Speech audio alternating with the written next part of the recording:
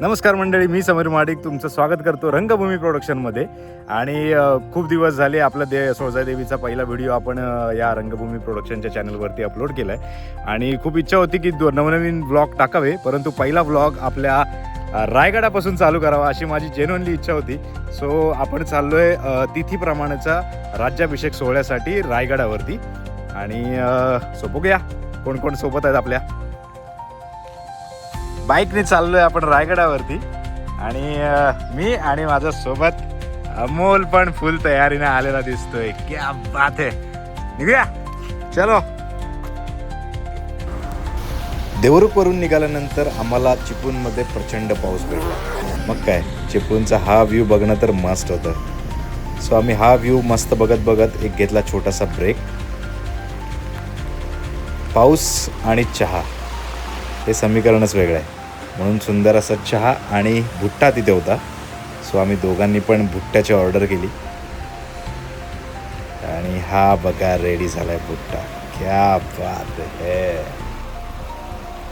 छोट्याशा चहाच्या ब्रेक नंतर आम्ही निघालो पुढच्या प्रवासाला. आणि प्रवास करता करता या बोगद्यामध्ये आलो.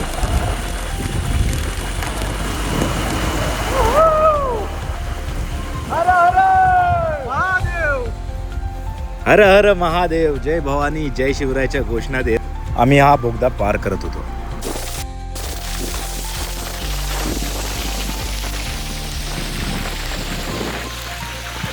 बोगदा क्रॉस करून झाल्यानंतर पुढे महाडवरून पुढे गेल्यानंतर आम्हाला समोर हे दिसलं. हा याचसाठी केला होता अट्टहास. शौर्य, त्याग आणि स्वाभिमानाची साक्ष देत उभा असलेला सह्याद्रीच्या कुशीत बसलेला किल्ले रायगड. रायगड आपल्याला समोर दिसतोय. आणि एक साधारण 3 किलोमीटर पाठीमागे आपापल्या बाईक किंवा कार असेल त्या पार्क करायच्या. आणि या बसेसच्या माध्यमातून आपल्याला इथपर्यंत सोडलं जातं. इथून साधारण 1 किलोमीटर पुढे चालत गेल्यानंतर आपण पोचतो रायगडाच्या पहिल्या पायरीशी. इथे नतमस्तक झाल्यानंतर आठवतो तो प्रत्येक मावळ्याचा पराक्रम. आणि डोळ्यासमोर उभे राहते ते छत्रपती शिवाजी महाराजांचे स्वराज्याचे स्वप्न. रायगड पहिली पायरी. आपल्याला दरवाजाकडून जायचं आहे. तर मंडळी, फायनली आपण पोहोचलोय रायगडाच्या पायथ्यावरती.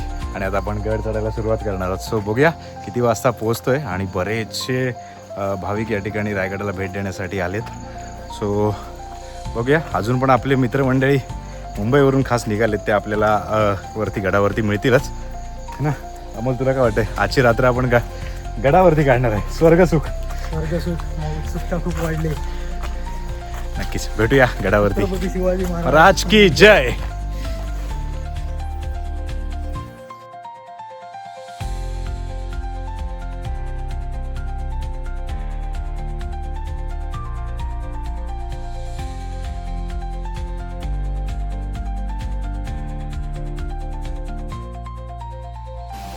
आता आपण आलोय अगदी महादरवाजाच्या खाली आहोत.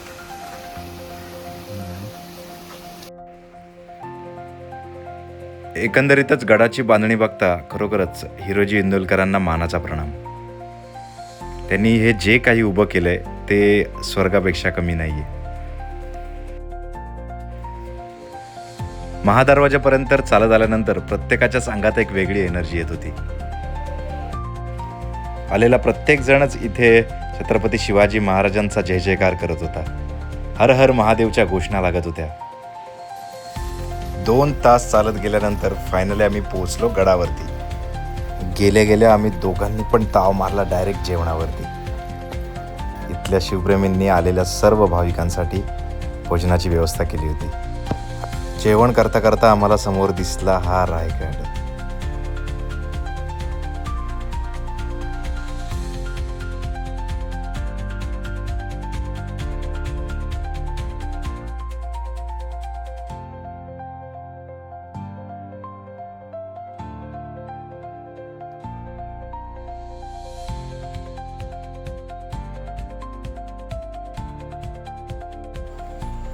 रायगडाच्या याच दगडांनी आपल्या राजांना पाहिले.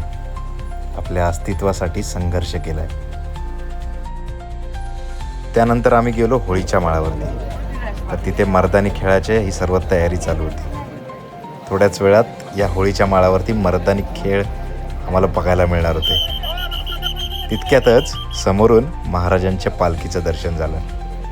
शिवाजी महाराज की जय. हळूहळू होळीच्या माळावरती सर्व शिवभक्त जमायला लागले होते आणि थोड्याच वेळात इथे विविध कार्यक्रम रंगणार होते. तोपर्यंत म्हटलं जाऊन महाराजांचं दर्शन घेऊया आणि आम्ही पुढे आलो नगारखान्याकडे. पंढरपूरच्या मंदिराचा कळस बघून जेवढा आनंद वारकऱ्यांना होत असेल तेवढाच आनंद हा नगारखाना बघितल्यानंतर प्रत्येक शिवप्रेमीला होतो.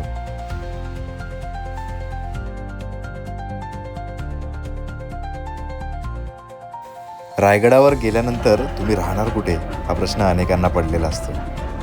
तर हे बघा मंडळी, अशा पद्धतीने प्रत्येकाने आपापल्या झोपण्याची व्यवस्था केलेली असते. इतक्यातच मर्दानी खेळायला सुरुवात झाली होती. मग काय, जाऊन पहिली सीट अडवली आणि या मर्दानी खेळाचा अनुभव घेतला.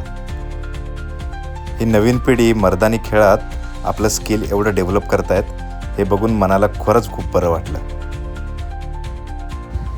सर्वच मावळ्यांनी एकापेक्षा एक खेळ दाखवले. महिला पण त्यामध्ये कुठेच कमी नव्हत्या. आम्ही सर्वच शिवभक्त हा कार्यक्रम एन्जॉय करत होतो.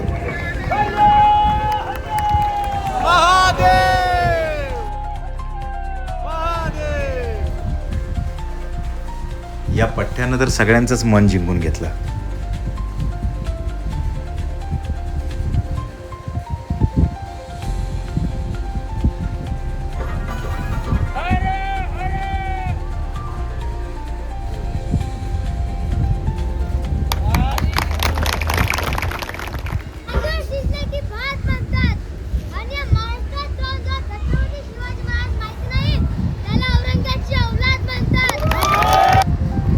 या छोट्या शिवकन्येने मारलेल्या या डायलॉगवरती भरभरून सगळ्यांनी प्रेम दिलं आणि हा कार्यक्रम असाच पुढे चालू राहिला. मग मी गेलो सदरेकडे आणि सदरेवरती हे असे कार्यक्रम सुरू होते. सगळेच शिवभक्त संपूर्ण कार्यक्रम एन्जॉय करत होते. सगळ्यांच्या मनात एक वेगळीच ऊर्जा निर्माण झाली होती. आणि एवढ्यातच हा नेत्रदीपक सोहळा आपल्याला बघायला मिळाला. जणू काही छत्रपती शिवाजी महाराजच स्वतः दर्शन देण्यासाठी आम्हाला या रायगडावरती आले. सगळेच जण भावुक होते. सगळ्यांनाच हा आनंदी क्षण स्वतःच्या मोबाईलमध्ये कॅप्चर करायचा होता. आमच्या देवाचं दर्शन झालं. एका वेळेसाठी तर असंच वाटलं की खरोखरच आम्ही त्या काळात जगतोय. सर्वजण भावुक होते. तिथल्या कार्यक्रमावरून आम्ही पुन्हा झोपण्याच्या ठिकाणी आलो. रात्रीचे 2 वाजलेत. राकेश भाऊला सांगितलं होतं की टेंट आमची उरलेली मुंबईची काय त्या तिकडच्या टेंटमध्ये हा चालून चालून दमलेला याला टेंट बांधायचा कंटाळा. आणि इकडे अमोल आहे, मरणाचा धुक आणि मरणाची थंडी वाजायला लागली. भाव आपला तर रेनकोट घालून झोपणार. काय वेळ आली बघ.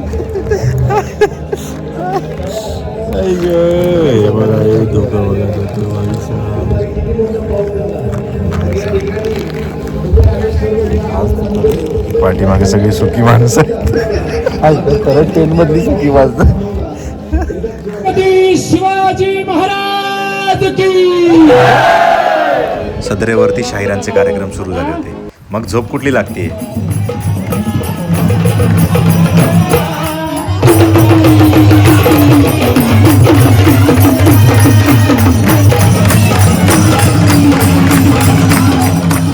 ढोलकी, संबळ, दिमडी याचा नाद आमच्या कानात घुमत होता.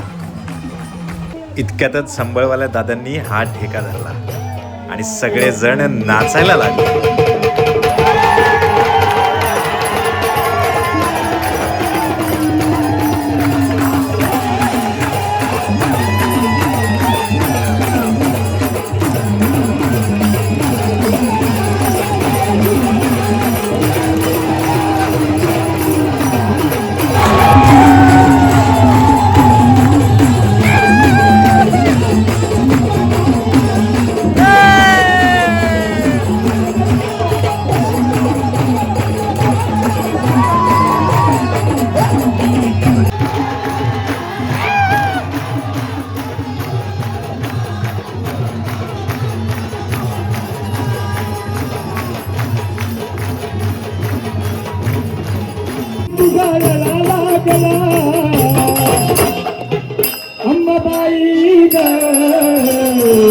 आणि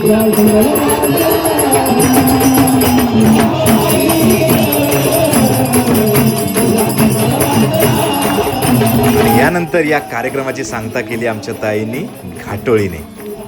आणि मग काय, सगळं पब्लिक त्या ठेक्यावरती नाचायला सुरुवात.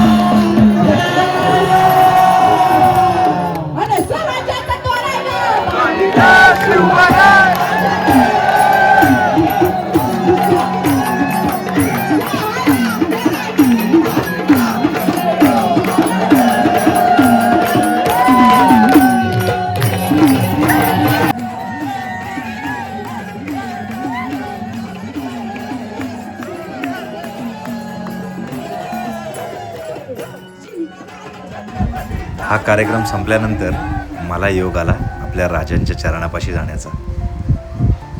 आणि मग राजांचं दर्शन अगदी जवळून घेतलं. अगदी मन भरून त्या राजाला पाहिलं.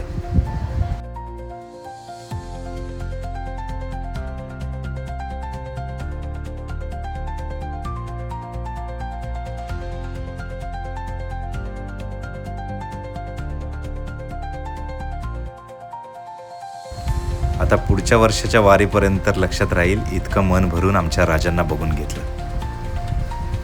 आणि मग निघालो. सगळेच जण बोलतात की आत्ताची पिढी खूप हट्टी आहे, पण इथे आल्यानंतर हे वेगळं चित्र बघायला मिळालं. मनात प्रेम आणि भावना असली की सगळं काही माफ असतं. राजांबद्दल असलेलं प्रेम हे प्रत्येकाच्या डोळ्यात दिसत होतं. त्यामुळे इथे झोपण्यासाठी 5 स्टार हॉटेलची गरज नव्हती. सगळ्यांना निवांत झोप लागली होती, कारण प्रत्येकाला माहिती होतं समोर आपला बाप बसलाय.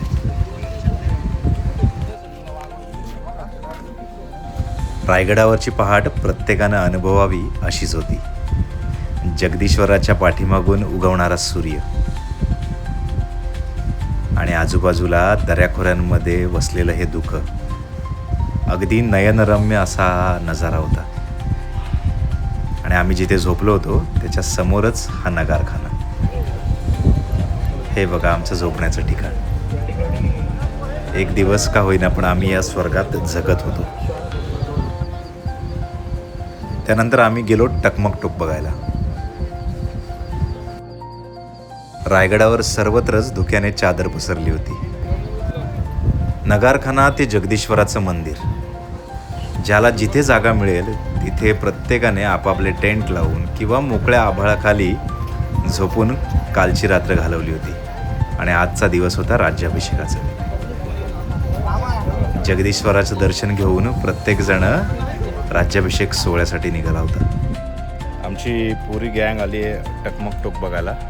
आणि त्या टकमक टोकाने आम्हाला टोकाची भूमिका दाखवली आहे, कारण एवढं धुकं आहे तर काहीच दिसत नाही. मग आम्ही दरवर्षीप्रमाणे आमची वेशभूषा केली आणि थोडंसं फोटोशूट करून या सोहळ्याचा आनंद घेतला. शिवराज्याभिषेकाच्या निमित्ताने का होईना, परंतु मावळा बनून रायगडावरती जगण्याची संधी आम्हाला मिळते. मग आम्ही गेलो होळीच्या माळाकडे. आणि होळीचा माळ अख्खा शिवभक्तांनी दुमदुमून गेला होता. सासणकाठीचा छबिना बघायला अनेक जणांनी गर्दी केली होती. नेत्रदीपक सोहळा सगळेच जण अनुभवत होते.